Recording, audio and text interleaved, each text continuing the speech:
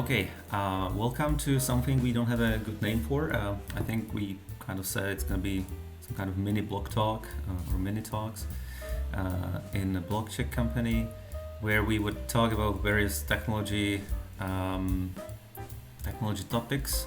The first one we chose in a voting is Solidity development tools and kind of Solidity development in general, because we are a blockchain company that mostly works on Solidity. So it makes probably sense to start with that. My name is Vaclav Pavlin, which all of you know, but for anyone watching outside of the company. So I want to focus on few kind of areas where we'll talk about some general tools for blockchain development, for Solidity development that we can choose from. And I think those are the most popular, those are the biggest competition: Hardhat, Truffle, Remix. I'll talk more about them in detail in a bit. Then something about writing code, writing better code, making it easier for you. I have a big slide for testing because I think it's very important to be able to test properly, because I've never been big on tests themselves, writing tests in Python or anything. I didn't really care that much. But with Solidity and blockchain, we mostly work with money, and it's important to test what we are doing and not to deploy something that's going to break in some weird corner case. Something about how to deploy your Solidity, and then some integrations, which I think is mostly things we could work on in the future to make our lives easier. But we'll see about that. Okay, so from the general point of view, there are generally three main tools or set of tools, frameworks that we can work with when we develop Solidity: Hardhat, Truffle, and Remix. Let's start with Remix. Remix is kind of good start if you are really new to this and you just want to try to deploy your first smart contract or build something and run it and interact with it. It's basically a web IDE where you can write your code, it automatically compiles on save, and you can hit deploy and deploy it to your local machine, to a test net, to a main net, and you can basically do that very easily. And you can directly from Remix interact with the contracts. I personally use it as a sandbox. So if I have something in mind that I need to quickly try and I don't want to set up the whole new project, I just open Remix. There is a hosted instance that you can use, and I just open Remix. I create a new contract. I write a few lines of code, execute, debug, look at what's going on there, and then I'm like, okay, fine. I can put it in my actual project, right? The problem with Remix is that it doesn't really push on the best practices, like you should store everything in Git, it should be versioned, you should use branches and pull requests and things like that, because Git integration with Remix is very poor, if existent at all. I didn't really found much about that. So it's not a great place to do product development, really, right? For experimentation, it's great, but for product development, it's not great. Then we have two competing tools, Truffle and Hardhat. And I've started with Truffle, and now I moved to Hardhat. Both are used by big names like Uniswap, Aave, and others that have large code base, deploy multiple contracts, interaction between the contracts and things like that. And they all of these use either Truffle or Hardhat. The differences are kind of that Truffle is more based around Web3.js library for testing and deployments and things like that, and Hardhat uses Ether.js. So I think part of your decision what to use would be based on whether you like Web3.js or Ethers more. Then also Truffle seems to be more opinionated. It doesn't give you that much flexibility. You can build some kind of plugins, but they are clumsy and kind of more tightly integrated into the system. And then Hardhat allows you to be very flexible. You can write scripts that you can then execute directly from command line through the Hardhat command line interface. They have a network kind of like EVM compatible network integrated into Hardhat that you can either start separately and deploy to that, or you can just use it in tests as part of your test run. Truffle does that too, but slightly differently, relies on another package called Ganache and things like that. So I like Hardhat a bit more because it gives you a lot of options that you can, but you don't have to use, and you can be very flexible with that. So I'm gonna focus on Hardhat for the rest of the presentation.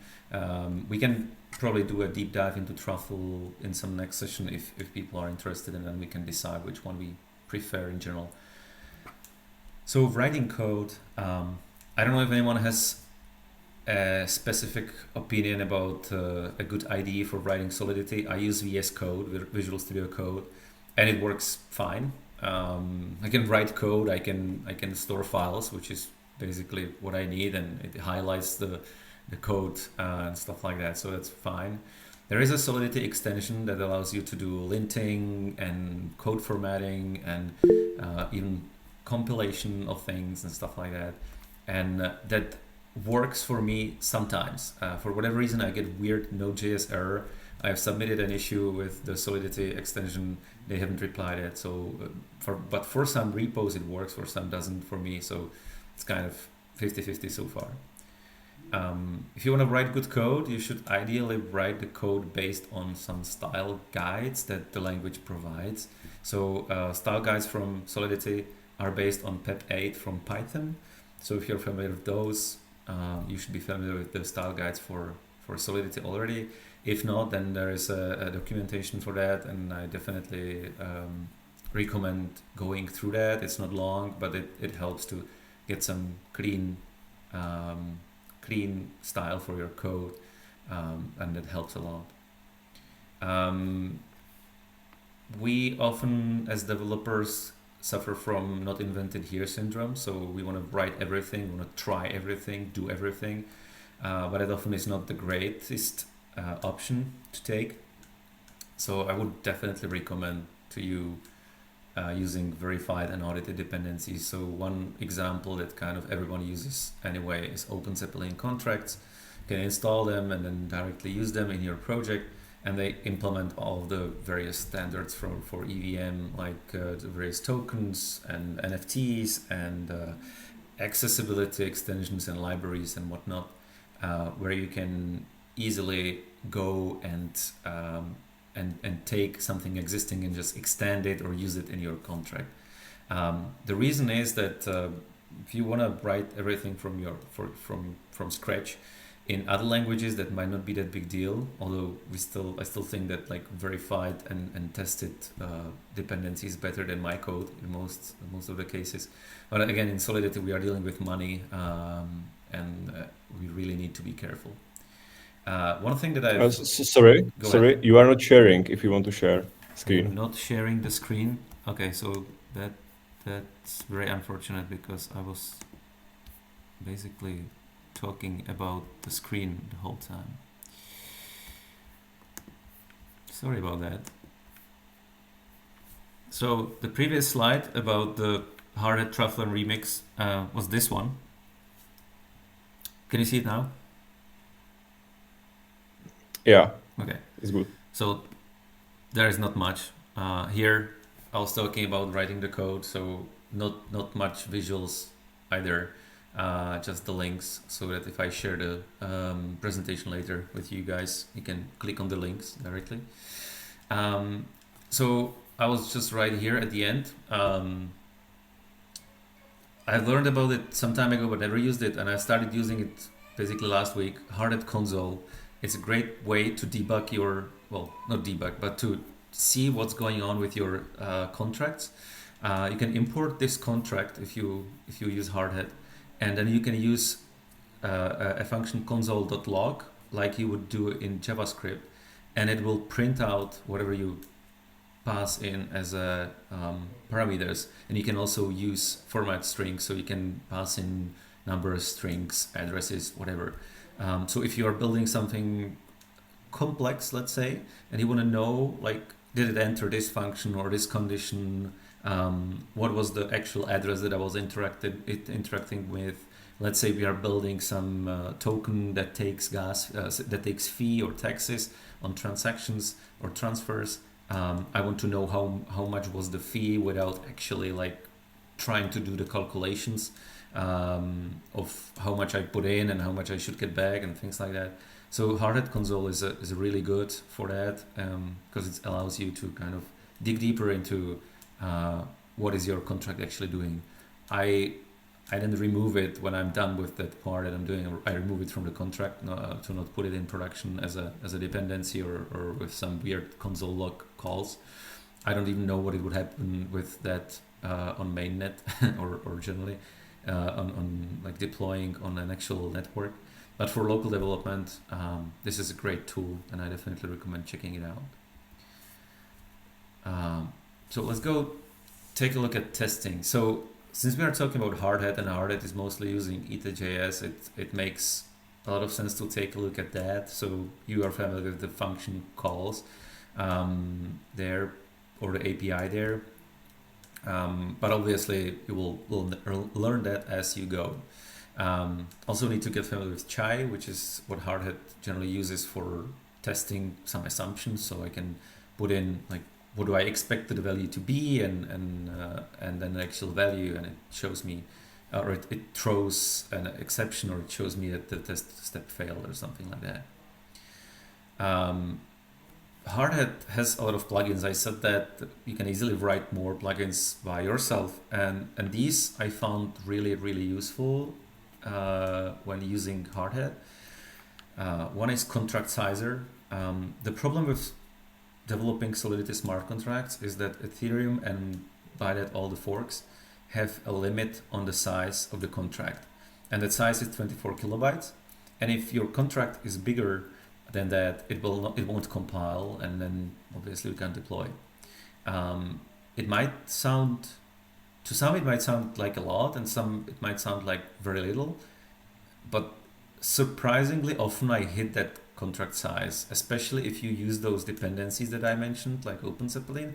You depend on a bunch of other contracts, you import ERC20, maybe some extension, whatever, and suddenly you are at 21 kilobytes and you still didn't really write that much code of yours.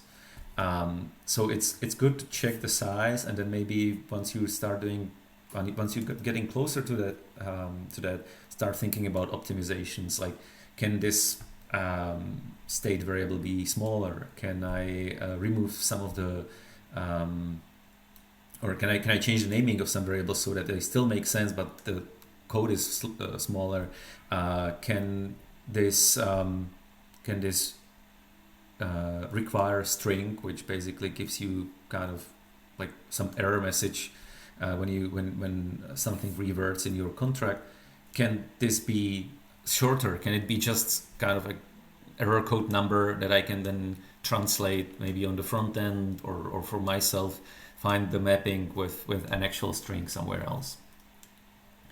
A second plugin is Hardhead Gas Reporter, and that's super useful if you're trying to optimize your gas usage in the contracts, because I don't know if everyone knows, but every transaction on blockchain costs you gas fees, and the gas fees mostly consists of how much you read and write and interact with the state of the contract, which are all the variables that you specify there that are part of the state of the contract.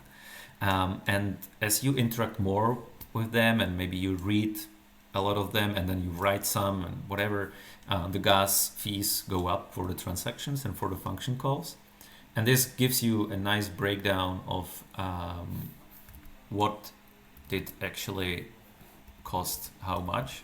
So I think I have like an example here for the example project in Hardhead. So it's just called the set greeting once, so there is no min max, it's just average, or actually two calls, weird. But basically it tells you how much it will cost to call this function on mainnet, and then there's how much would it cost to deploy this whole contract. And if you have more functions, you see the breakdown of them. If you run multiple calls, it will give you min, max, and average for all of them, because it may change on like what code path you take, some conditions, some checks, and things like that. The cool part of this is that you can actually connect it to CoinMarketCap through an API key, and it will pull the price for the token that you would pay the gas in, and it will also It can also connect to some gas fee website, to the API, and it will also like take a look at what is the gas price right now, and it will calculate the actual price for you. This is, by the way, the contract size plugin. So this one is really small, so it doesn't really have much. But I was working on an NFT contract that I got to 22 kilobytes, and I had to start optimizing to make sure that I don't hit the 24 while adding the code in there. And then another one is solidity coverage for tests, especially. So if you're building tests, you want to cover the whole contract with the tests. You want to cover all functions and ideally all the paths into functions as well. So this coverage plugin gives you a good overview of like how much of your contract is actually covered. I don't have an example right now, but I can probably find something a bit later. But basically, you run it, it runs the tests, and then it computes like your contract is covered from 66%, and it also gives you a nice web page report where you can see which lines are covered, which are not covered, and like if there is a path in the function with like if conditions and required and things like that, that would not be tested because you didn't cover that path, you didn't test that condition both ways, like true and false, in the test. So this is really, really useful if you want to have good coverage of your code. And I'm not the kind of person that would require 100% coverage of code generally, but for Solidity it feels like something that we should try to achieve always, because if there is a weird path that we didn't test, might be then used to for some malicious purpose. Another testing tip or tool is that it works for Truffle, it works for Hardhat as well. Since you run your own blockchain, you can control the time in the blockchain. Obviously, you can control the blocks as well. I don't think you can rewind the time, but you can jump to the future. So let's say you're building a vesting contract that should vest every month, and the whole vesting should be 2 years. You're gonna find this very useful because it's the easy way. You can call a function. You can call the local network basically that will call this function to kind of jump into the future. So you can jump into the next month and see whether your tokens actually would get vested in your tests. So it's super useful. Another option is basically to just like mock the time and provide the time to the contract externally. So override a function loading the time, let's say. That works too. I'm a bigger fan of this, but the other one, as I was told, is useful if, let's say you are a regulated entity like a bank, and you want to make sure that the time you're using is actually real time. So you may want to use some Oracle to give you the time and not the network, because the network, the blockchain network, can go back and forward in time by basically the block time. So for Ethereum, I think it's like 15 minutes or 15 seconds. Sorry, and that means that people may game your contracts if they are based on time. So first of all, you shouldn't be based on time. If you need to be based on time, like for the vesting, you may want to use some external source of truth for time, like an Oracle. But even if you don't want to do that, then for testing, it is good to know that you can jump forward in time. I have it here as well. So the Hardhat console for writing code is kind of this. I forgot I put it in the testing part. So like the console log. There is obviously also a Hardhat console, as in a command in CLI where you can run that, and then whatever you're doing in your tests, you can basically execute that in the console and interact with the contract directly. So that's also useful for debugging things and trying things out. One thing that I really like, and I have used it multiple times lately, is forking the mainnet network. So if you want to interact with something like PancakeSwap or Uniswap, you have two options. You can deploy all the contracts on your local network, which is going to be hard, time consuming, and probably not work great because you may miss some stuff. So unless you find a good documentation or good way of doing that automatically, it's not worth it. The second option is that you kind of fork the mainnet. So basically the network in Hardhat and also in Truffle, the Ganache component of Truffle, what they can do is they basically, if you interact with a contract on the mainnet, it will download the state and kind of put it in your local, copy it to your local environment. And then when you interact with it, it will not go to the mainnet, although it has the state, it is kind of backed by the mainnet, but it will use the local copy of that contract. So if you need to interact with it, change the state and everything, it will allow you to do that without actually communicating with the mainnet. And that's super useful because if you're testing a token, you can develop like a mock swaps and mock liquidity providing and stuff like that, but it will always be fake. If you want to test it for real, like how will it actually behave when we interact with real contracts, with real DEX or AMM, this is a great way of doing that. And the only thing you need to basically provide is a link to a node that you have access to. So there are services like ChainStack, Alchemy, and many others that allow you to register with your credentials, and it gives you a developer account with few 100,000 requests a month, which should be enough, that you can basically use and just interact with any contract that is deployed on mainnet without actually talking to mainnet. Then when we are at the testing, I think security tools are super important. My only experience is with Slither right now, because that's free and I can install it and I can run it locally, but I've already found few potential issues. They may not be issues really, but they may lead to some problems. It basically is a database of various paths how to hack smart contracts, and it looks for patterns that lead to these hacks or lead to these security issues. And then it gives you a list of those, like which line and what can you do to fix it and things like that. And then there are many more that do the similar stuff, but are paid, so maybe they're better. There are services, so you have to run them locally and things like that. So those are things that I need to look into in the future as well. And then there is another thing called fuzzing or fuzzy testing, where you basically just throw a bunch of random inputs on your method, and it kind of tries to break it, which I think is very interesting. Maybe not for some basic stuff, but as we get into more complex contracts and interaction between contracts, it's important to know that some random value that overflows, underflows, or something would not break the contract. From the deployment perspective, there is just first deploy to your local network because that doesn't cost you anything. Then you may deploy to testnet, but that costs you testnet currency, which is kind of hard to obtain, at least as far as I understand. So don't waste it if you can test locally. Verify your contracts once you deploy to actual mainnet.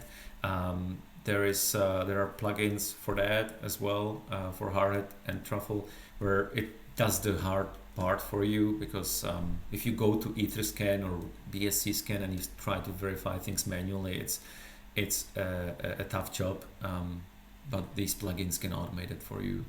My biggest kind of wish is for people to make things reproducible. So if I'm reviewing someone else's PR, I'm hoping I can run 2 commands and get to the state that the person kind of expected it to be. So if the person forgot to push some file or change something last minute, I can see that immediately, and then also I can play around with the stuff if I'm able to quickly set things up.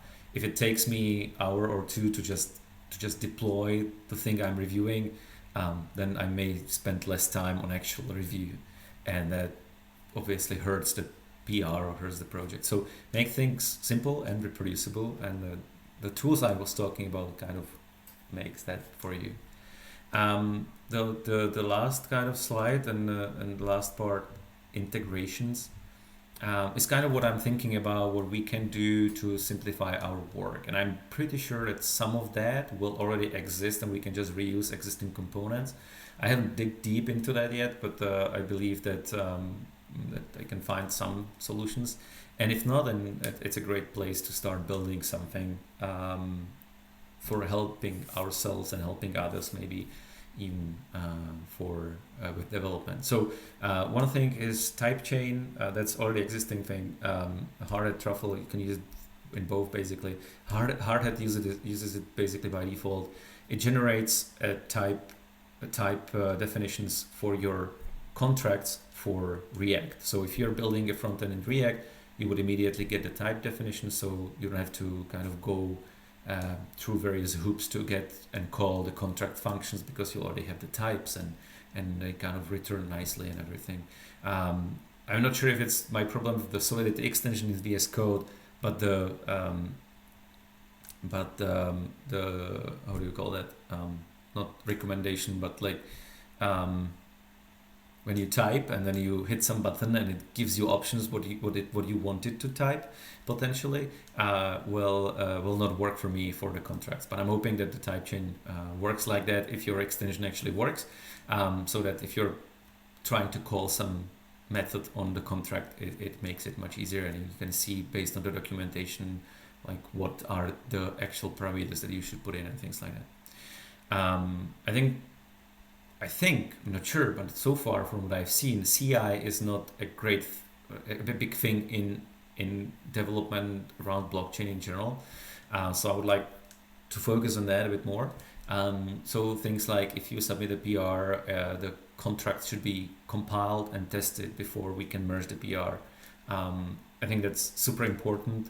Then you can also immediately verify, like look at the tests that the CI ran, and you don't have to run it locally in case you just want to check the code. And maybe you don't need to download it and run it locally if the CI does it for you.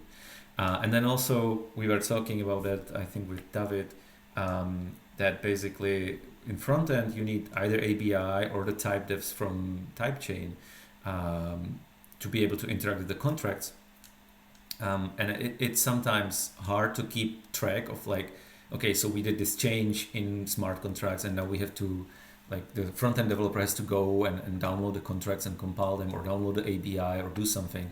So maybe we can build, maybe we can build a CI that as we merge a PR in smart contract repository, it will also submit a PR to front-end repositories, and potentially back-end repositories with the ABIs and type devs and whatever is necessary there.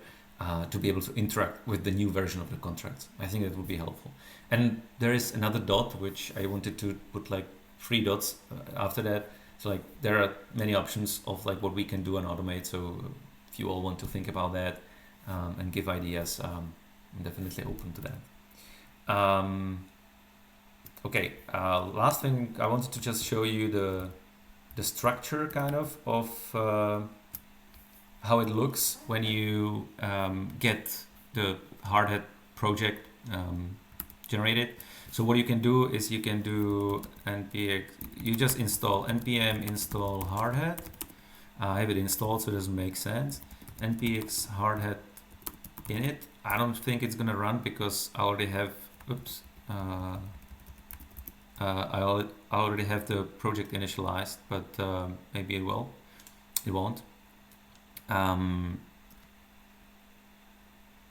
Okay, and it gives you some options like create a sample project, create a